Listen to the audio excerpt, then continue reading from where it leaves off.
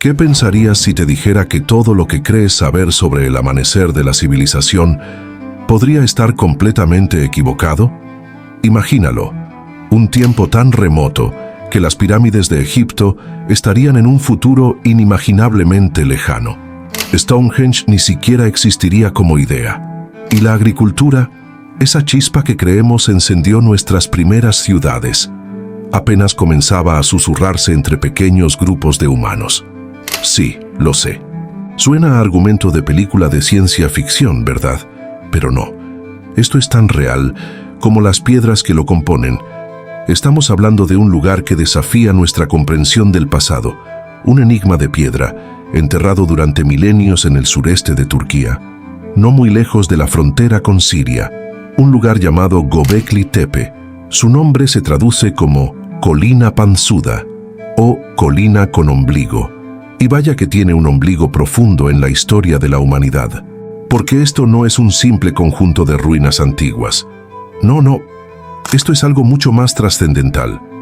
Estamos hablando del que, hasta ahora, se considera el complejo megalítico más antiguo jamás descubierto.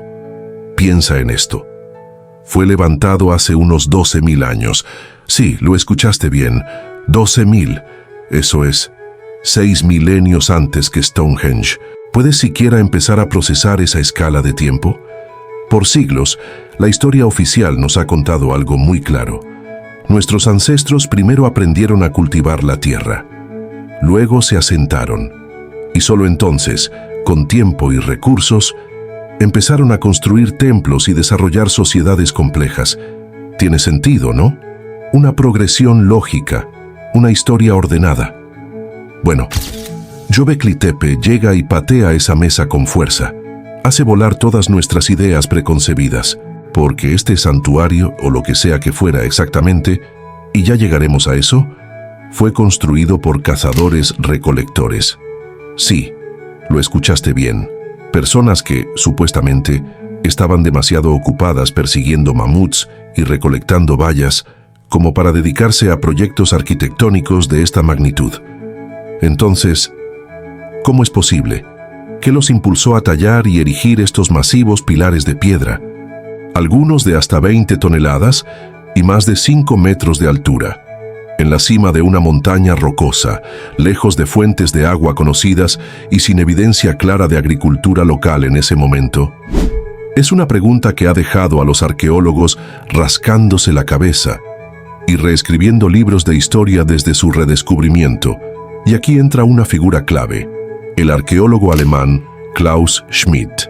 Aunque el sitio fue señalado en una prospección estadounidense allá por 1965, imagínate, lo vieron, pero pensaron que era un cementerio bizantino, tremenda oportunidad perdida. Fue Schmidt quien, en 1994, al visitar la colina y ver esos fragmentos de piedra caliza esparcidos, lo supo de inmediato. Estaba ante algo mucho más antiguo, algo prehistórico.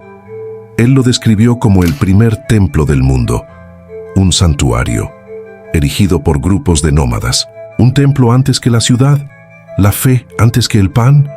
La idea es tan revolucionaria que casi parece una herejía arqueológica, pero ahí estaban las pruebas, emergiendo lentamente de la tierra. Entonces dime, ¿qué fue exactamente lo que Schmidt y su equipo encontraron bajo toneladas de tierra y detritos acumulados durante 10 milenios? Porque aquí viene lo más alucinante. Este complejo no fue simplemente abandonado, no fue olvidado por el paso del tiempo. No, fue deliberadamente enterrado, sellado alrededor del año 8000 a.C. Sí, como lo oyes, quienquiera que lo construyó o sus descendientes tomaron la decisión consciente de cubrirlo por completo. ¿Pero por qué? Para protegerlo, para ocultarlo. ¿De quién? Es otro de los grandes misterios que envuelven a Göbekli Tepe. Una pregunta más, en una lista que no deja de crecer. Y todo esto hace que este lugar ya de por sí fascinante se vuelva aún más intrigante. Las excavaciones, dirigidas en un inicio por el Instituto Arqueológico Alemán, junto con científicos turcos del Museo de Şanlıurfa, han revelado hasta ahora solo una pequeña parte del sitio. Y ojo con esto, se estima que apenas el 5% ha sido desenterrado. Solo el 5%. ¿Te imaginas lo que aún podría estar escondido ahí abajo? Lo que se ha encontrado, sin embargo, ya es suficiente para dejarte con la boca abierta. Una serie de recintos circulares u ovales. Hasta ahora se han identificado al menos 4 estructuras principales, pero los estudios geofísicos sugieren que podrían haber hasta 16 más, esperando pacientemente bajo la tierra. Cada uno de estos recintos está formado por enormes pilares monolíticos de piedra caliza, en forma de T, conectados entre sí por muros de piedra seca. Algunos de esos pilares miden más de 5 metros de altura y pesan varias toneladas. Y no son simples piedras rústicas. Para nada. Muchos están finamente decorados con relieves de animales: leones, toros, jabalíes, zorros, gacelas, serpientes, insectos, arácnidos y una variedad impresionante de aves, especialmente buitres. Esto no son garabatos al azar.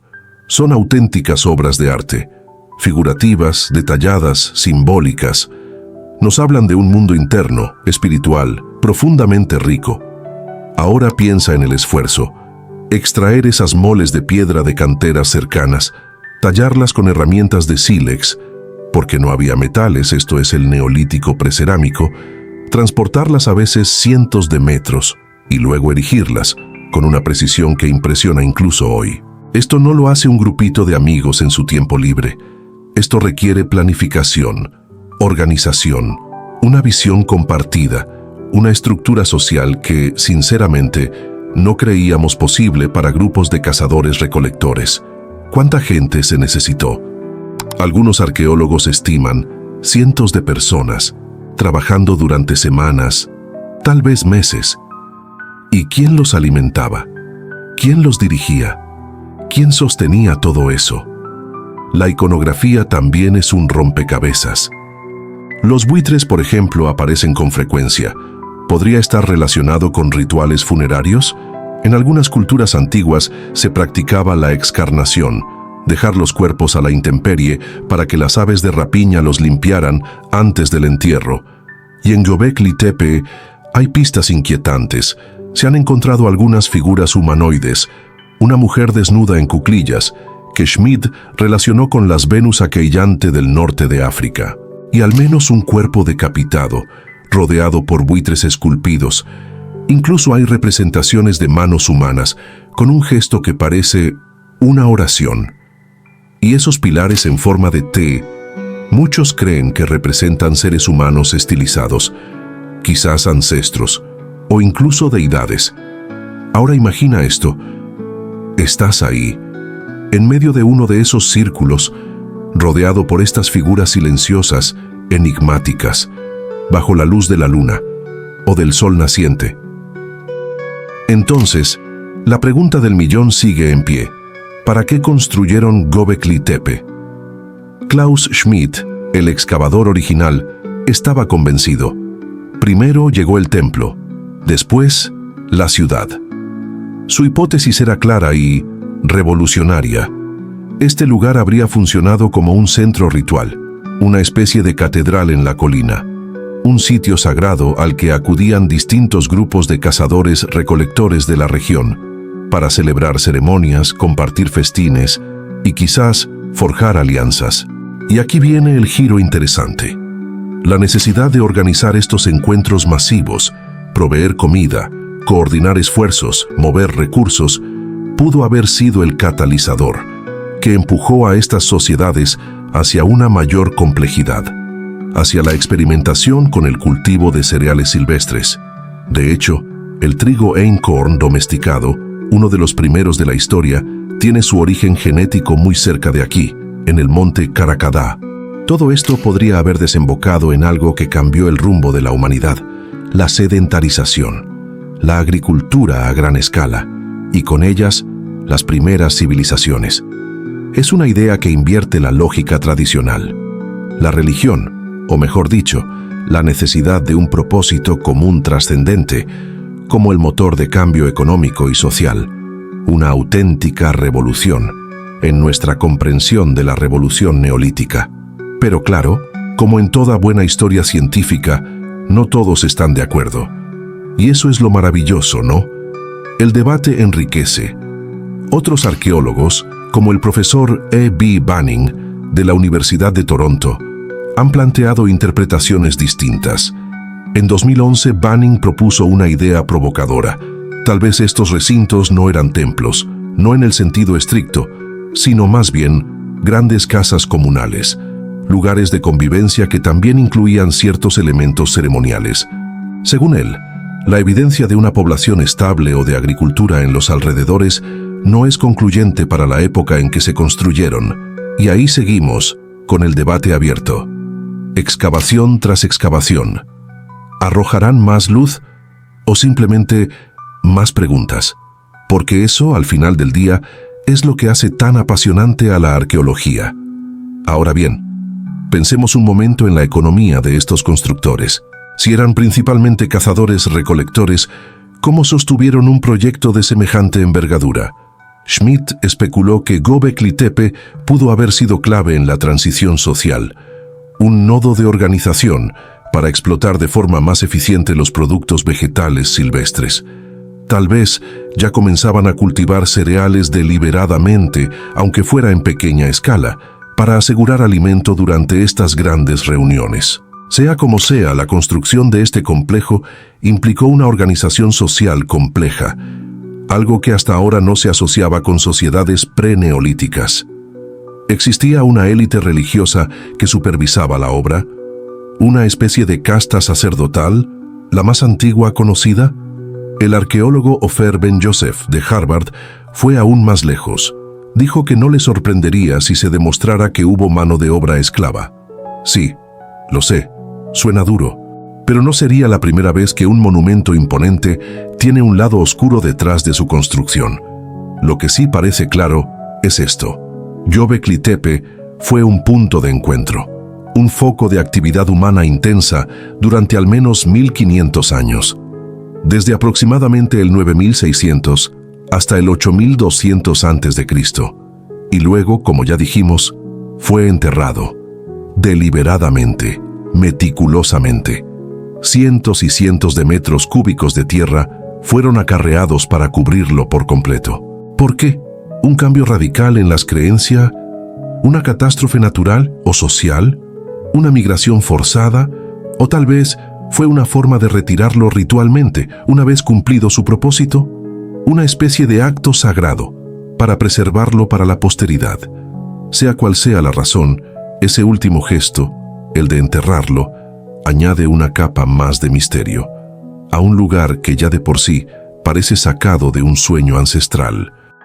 Y así, Göbekli Tepe permaneció dormido, bajo la tierra, durante 10.000 años, un secreto colosal, escondido bajo el polvo de los milenios, hasta que la curiosidad y la perseverancia de unos cuantos arqueólogos modernos lo trajeron de vuelta a la luz.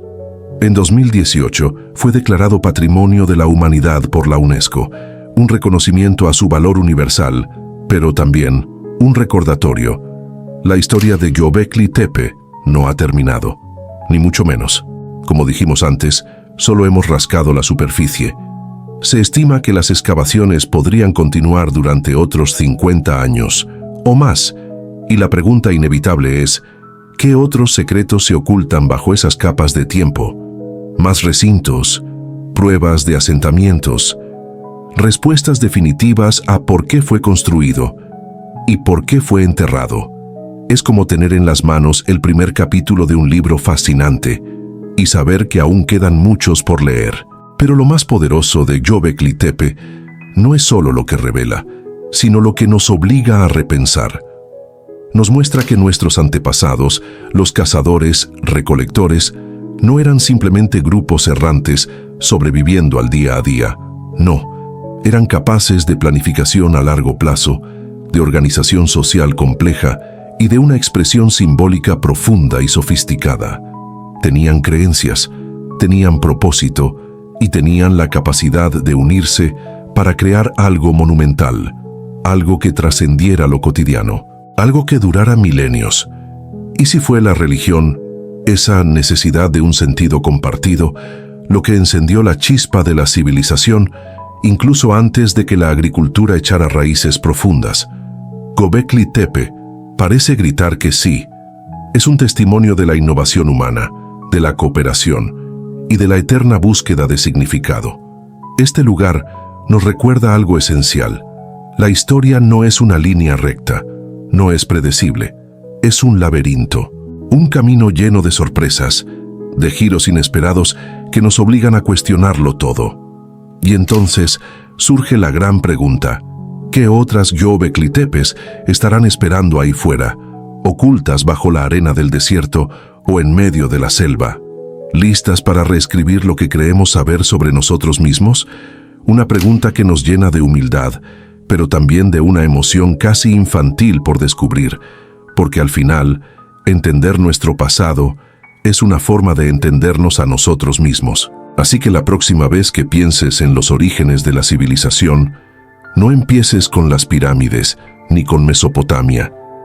Retrocede más, mucho más, hasta esa colina en Turquía, donde hace 12.000 años unos humanos anónimos miraron al cielo, sintieron algo profundo y decidieron construir algo eterno, un mensaje en piedra que ha tardado 10 milenios en llegarnos. Y ahora te pregunto a ti, ¿qué te parece esta historia? ¿Crees que la religión fue realmente el motor de la civilización? ¿O tienes otra teoría sobre Göbekli Tepe? Déjamelo en los comentarios. Este debate se pone bueno y créeme, aún hay mucho por descubrir. Y si te ha gustado este viaje al pasado más profundo, suscríbete, activa la campanita y acompáñanos en nuestras próximas exploraciones históricas. Nos vemos en la siguiente aventura.